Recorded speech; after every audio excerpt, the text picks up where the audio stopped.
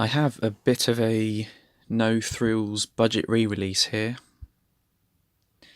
and this is a Commodore 64 game, and it is the Commodore 64 version of Eliminator. And this one is notable for the music, as is quite a lot of Commodore 64 games. The game itself was made for the Atari ST originally, so it is a bit of a downgraded port, or a downgraded conversion, I should say. But the game itself is still pretty fun. And this game loads up really fast for a tape game.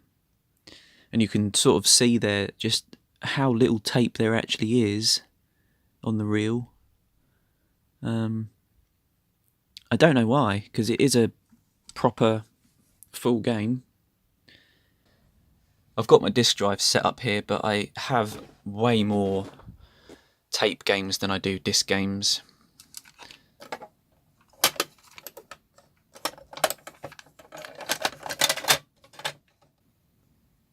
Now to turn on my Commodore 64.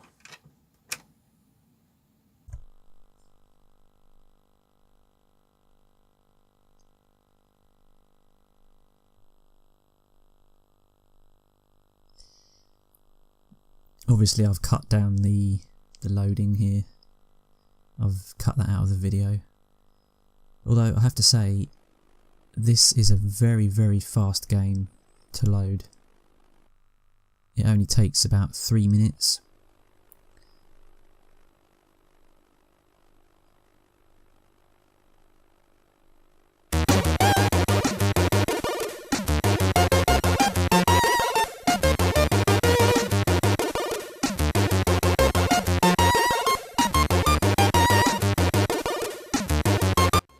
It's kind of interesting that it tells you it's the PAL version, unless it just detects which machine you're running it on.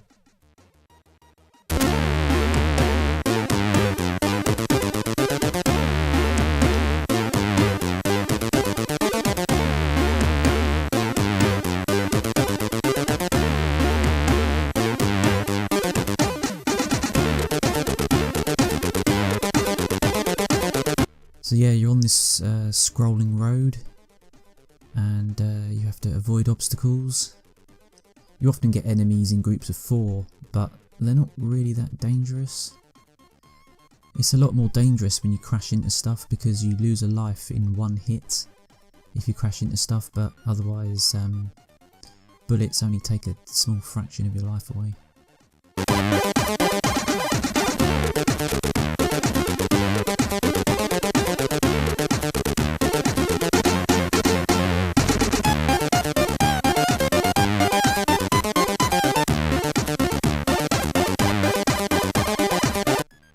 Now, the Commodore 64 is not really the most colourful machine, and I think the graphics in this are a little bit dull, really. I mean, if you compare it to the original 16-bit versions, I mean, you have to expect it to be less colourful, but it's definitely a downgrade. But you do get a nice sense of movement. It's not very fast though. I've noticed that it does slow down if the road is changing, or if you're inside a tunnel, or if there's too many objects on the road at once.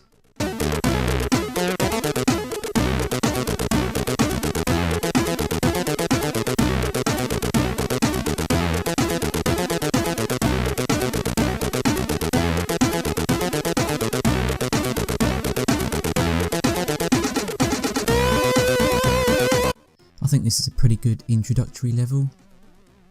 It's got some challenge to it, but it's not too brutally difficult. Those ones kind of look like Space Invaders, don't they? Okay, so that's the end of level 1. So far so good. And yeah, I've talked over the music quite a lot. I'm sorry about that, but it's kind of what I do in my videos. I choose games that I really like the music to, usually, and then I end up talking over them. Now, this level is where the difficulty ramps up significantly. You've got all these dead ends if you're not on the right side of the road, and unfortunately the challenge is purely based on memorization or luck, I suppose.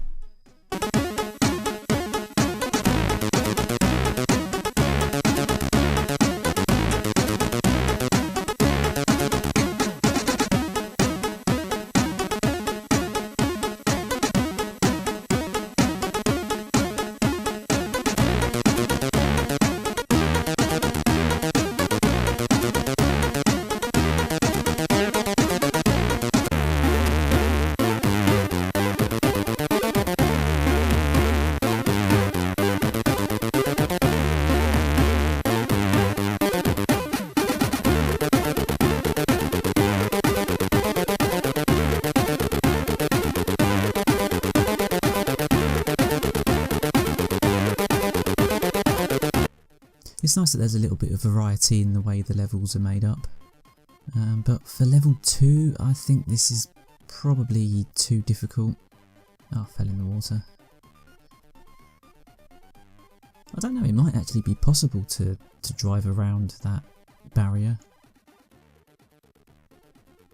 Luckily you can use the checkerboard floor to sort of line yourself up when there's things to avoid, because it is a little bit...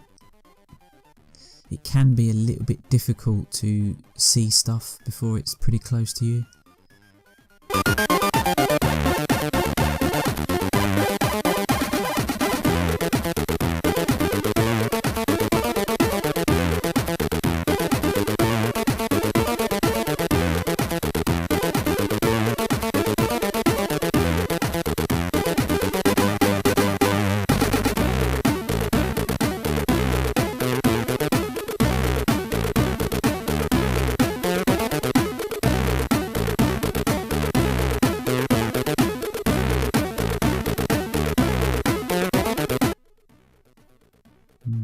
It's still going on. I'm not entirely sure how many levels there are.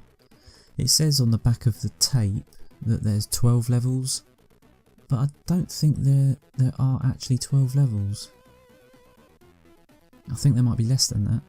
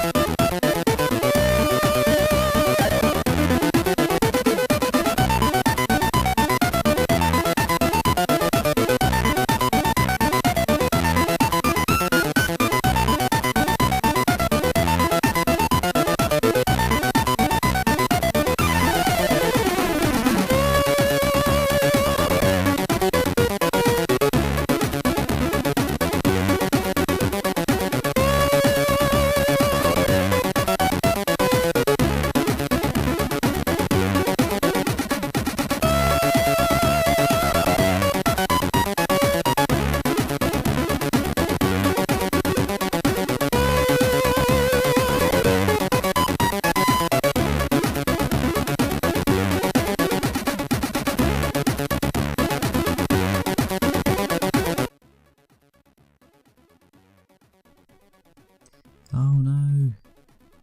I didn't see that there was a gap in the middle of that barrier there. I suppose it was perfectly acceptable at the time to design a game that was based purely on trial and error, because games were pretty short, you were expected to play them over and over again anyway. I must be near the end of level 2 now, surely. So level 3 is where we start to get these tunnels. And you can see the Commodore 64 is really struggling here.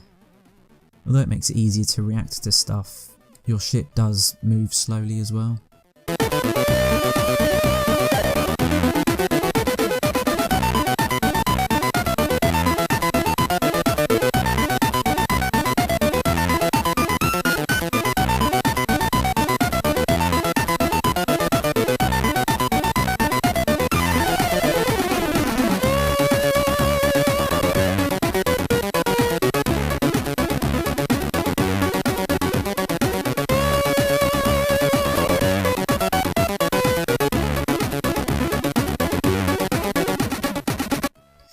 Yeah, I really wanted to like this game because I thought it was going to be better than it is. I mean, you can't really fault the music. It plays well enough, even though the controls are a little bit... There's a bit of inertia when you move. But there's a part coming up that really turned me off. I have had this on the Amstrad CPC for a really long time. I got it as part of a Hewson box set with about 5 other games on it.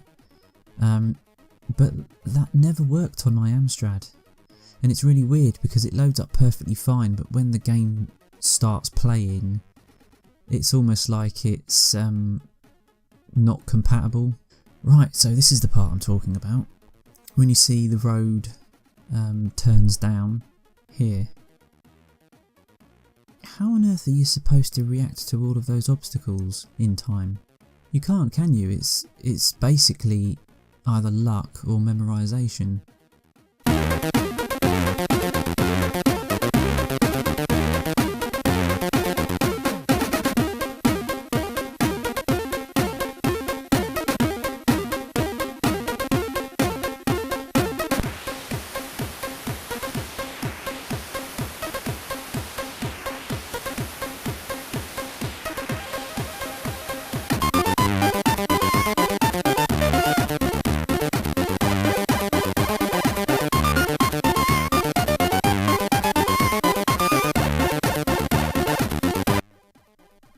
And this level seems to throw quite a lot of enemies at you.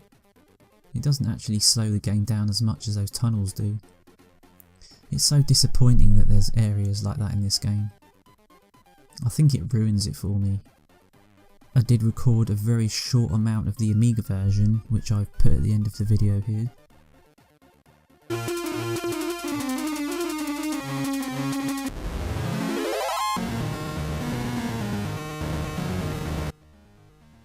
So you can see you've got a wider road, you've got smoother scaling, it does run smoother, it runs faster, there's a heck of a lot more colours on screen, and it's got sound effects, but the one thing the Commodore 64 has over this version is the music.